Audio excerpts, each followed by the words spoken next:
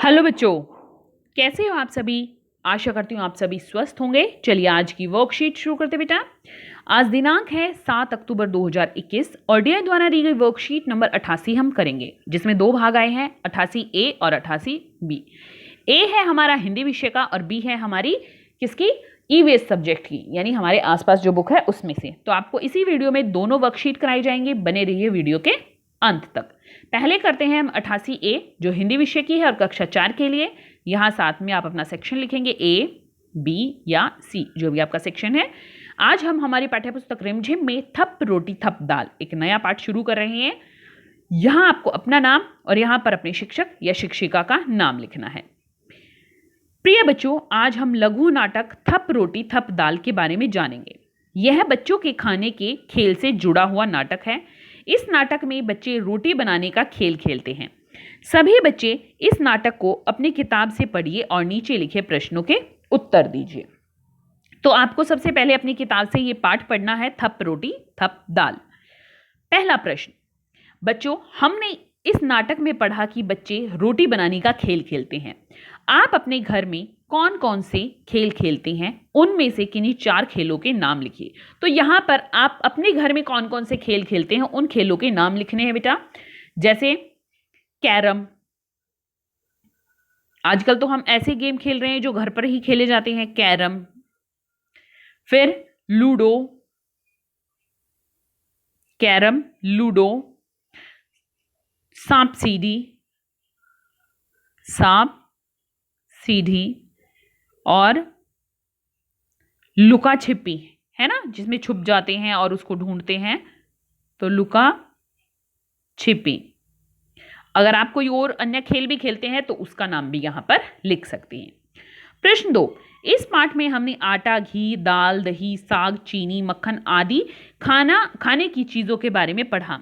क्या आप खाने की चीजों के नामों को स्वाद के अनुसार दी गई तालिका में भरने में हमारी मदद करेंगे। जैसे मीठा क्या होता है, हलवा।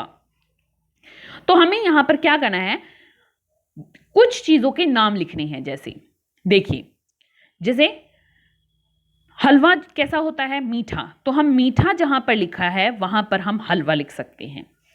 खट्टा क्या होता है, खट्टा होता है जैसे दही, दही खट्टी होती है, ठीक है, खट्टा होता है दही। और नींबू, नींबू भी खट्टा होता है।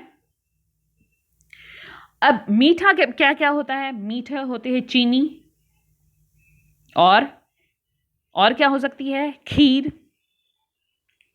खीर मीठी होती है क्योंकि हम उसमें चीनी डाल देते हैं। यहां पर आप गुड़ भी लिख सकते हैं कि गुड़ भी मीठा होता है, ठीक है।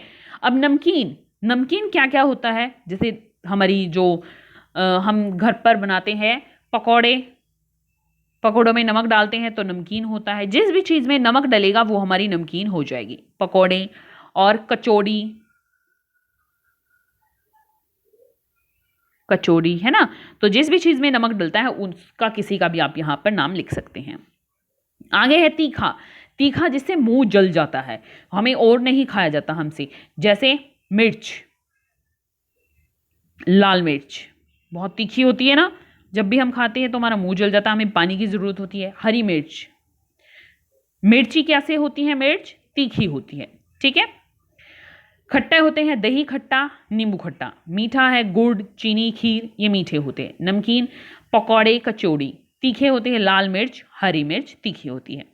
आगे है प्रश्न 3, बच्चों आपने पाठ थप रोटी थप दाल में क्या है, पकवानों के बारे में जाना। पाठ के आधार पर निम्नलिखित प्रश्नों के उत्तर दीजिए। क, कौन कौन से पकवानों को गर्मा गर्म खाने में मजा आता है। तो यहां पर आप पाठ के आधार पर भी दे सकते हैं। तो बेटा पहला प्रश्न है हमारे, कौन कौन से पकवानों को गर्मा गर्म खाने में मजा आता है। जैसे जलेबियां, तो जब आप ये पाठ पढ़ेंगे इसमें हमें ऐसा कुछ स्पेशल दिया नहीं हुआ, लेकिन जैसे जो भात है हमारे, चावल है, वो हमें गर्मा गर्म अच्छे लगते हैं। और पकवान यहाँ ऐसा नहीं है कि आपको जलेबियाँ और रसगुल्ले इस तरह ही लिखने हैं। तो भात में हमारी जो दाल है, भात के साथ दाल और रोटी, ये सभी चीज़ें हमें गर्मा गर्म ही खाने में अच्छे लगते हैं, ठीक है। और दूसरा प्रश्न है, दूध से बनी किन्हीं 4 चीजों के नाम लिखें। अब दूध से बनी चीज, इसमें क्या क्या नाम आए हैं? इसमें आए हैं जैसे दही और मक्खन, दही, मक्खन, और घी भी दूध से ही बनता है। ठीक है, मक्खन पहले दूध से दही बनती है, दही से फिर मक्खन बनता है, मक्खन से फिर घी बनता है, और फिर हम यहाँ दूध से एक खीर भी बना सकते हैं। ठीक है, अभिभावकों के लिए सुझाव है, बच्चों को घर में पड़ी चीज़ों जैसे रंगीन कागज, अखबार, गत्ता आदि से बिल्ली का मुखौटा बनाने के लिए प्रेरित कीजिए। तो यहाँ पर बेटा जो ये ऊपर खेल दिए गए हैं, तो इसमें आप किन्हीं 4 खेलों के वो नाम भी लिख सकते हैं जो इस पाठ में दिए गए हैं। तो जब आप ये पाठ खोलेंगे अपनी पुस्तक में, तो आपको दिखाई देगा कि कौन कौन से खेल इसमें दिखाए गए हैं, इसमें खेल बताए गए हैं कौन कौन से, जो ये बच्चे आपस में खेलते से दिख रहे हैं। जैसे देखिए, मैं आपको बताती हूं कौन कौन से खेल खेलते नजर आ रहे हैं हमें ये बच्चे, की कौन कौन से खेल खेल रहे हैं। एक तो इनमें आप वो खेलों के नाम भी डाल सकते हैं जो अभी मैंने आपको बताए। उसके बाद आप साथ में आप कौन कौन से अक्कड़ बक्कड़, आंख मिचोली, खो खो, रस्सी कूद आदि ये खेल भी लिख सकते हैं। ठीक है बेटा, तो अब यहाँ पर अंत में आते हैं। तो बच्चों, आपको कार्यपत्रिका मजेदार लगी ना? अब बताइए आज आपने क्या नया सीखा। तो हमने सीखा कि कौन से पकवानों को गरम गरम खाने में मजा आता है, और दूध से कौन कौन सी चीजें बनाई जाती है। ठीक है, और आज का कोविड का मैसेज है कि अपने हाथों को साबुन और पानी से नियमित रूप से धोएं, तभी हम कोरोना से बच सकते हैं।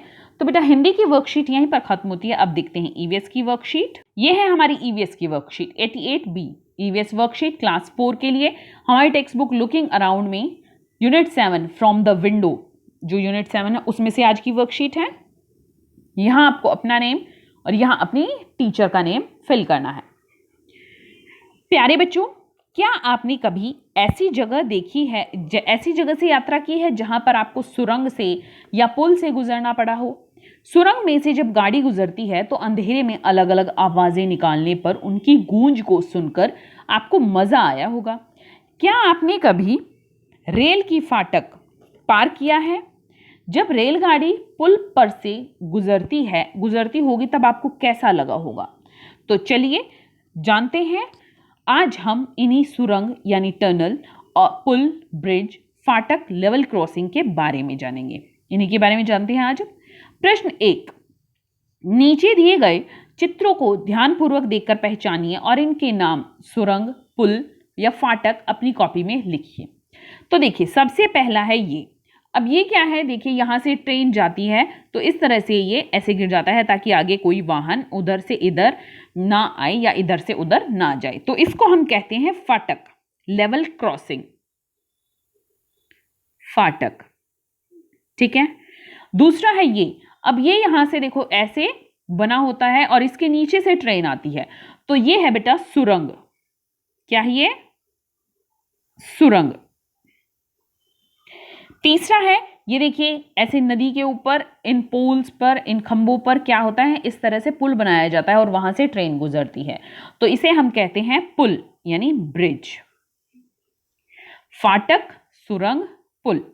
प्यारे बच्चों, जब वस्तुओं और लोगों को एक स्थान से दूसरे स्थान पर जाना हो तब सुरंग, पुल या फाटक हमारे बहुत काम आते हैं, क्योंकि इन्हीं के जरिए हम नदी, घाटी, रेलवे लाइन और पहाड़ों को आसानी से पार कर सकते हैं। तो देखिए, दूसरा प्रश्न है हमारा इसी तरह से। आपको नीचे 3 स्थानों यानी स्थिति के चित्र दिए गए हैं।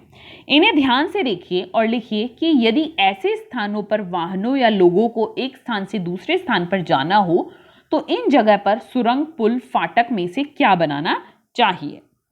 तो देखिए, पहला नदी। नदी पर हम क्या बनाएंगे? नदी पर हम बनाएंगे पुल।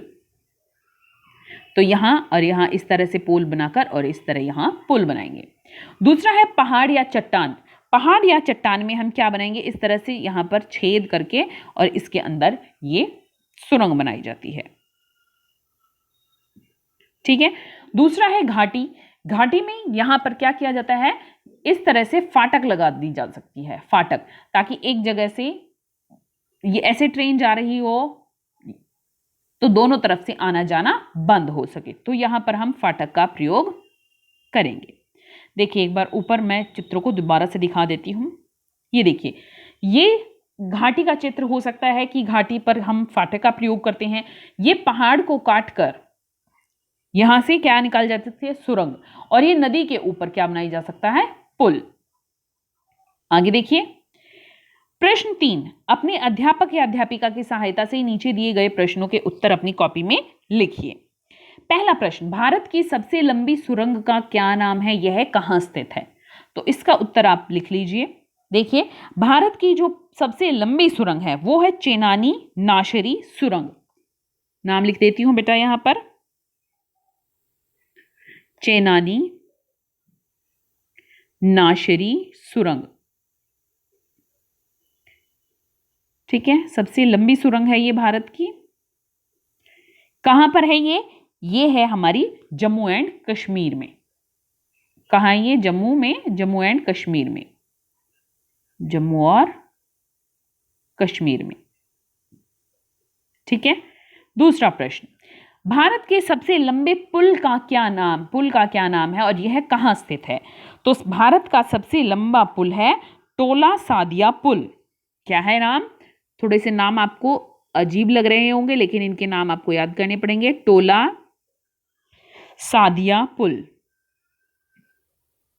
सादिया पुल। ठीक है, यह कहां स्थित है? यह ब्रह्मपुत्र नदी पर स्थित है, असम और अरुणाचल प्रदेश के बीच। कहां है यह? असम और अरुणाचल प्रदेश के बीच। अरुणाचल प्रदेश के बीच में है ये पुल। ठीक है, क्योंकि कहां पर बनते हैं पुल नदियों के ऊपर ही बनते हैं। जैसे ब्रह्मपुत्र नदी के ऊपर बनाया है, और ये यहां असम है और यहां अरुणाचल प्रदेश, ये ब्रह्मपुत्र नदी है हमारी यहां पर, तो यहां पर ये पुल है। ठीक है, तीसरा प्रश्न है, भारत के सबसे लंबे रेलवे प्लेटफॉर्म का नाम क्या है और यहां कहां स्थित है? तो भारत का सबसे लंबा रेलवे प्लेटफॉर्म है बेटा गोरखपुर रेलवे स्टेशन का प्लेटफॉर्म। ये यूपी यानी उत्तर प्रदेश में है। तो एक बार फिर से मैं इनको रिवाइज करा देती हूँ। सबसे लंबी सुरंग है चेनानी नाशरी सुरंग, जम्मू और कश्मीर में। भारत का सबसे लंबा पुल है टोला सादिया पुल, असम और अरुणाचल प्रदेश के बीच में। और तीसरे का उत्तर मैं यहां लिख देती हूं, सबसे लंबा रेलवे प्लेटफॉर्म, तो ये है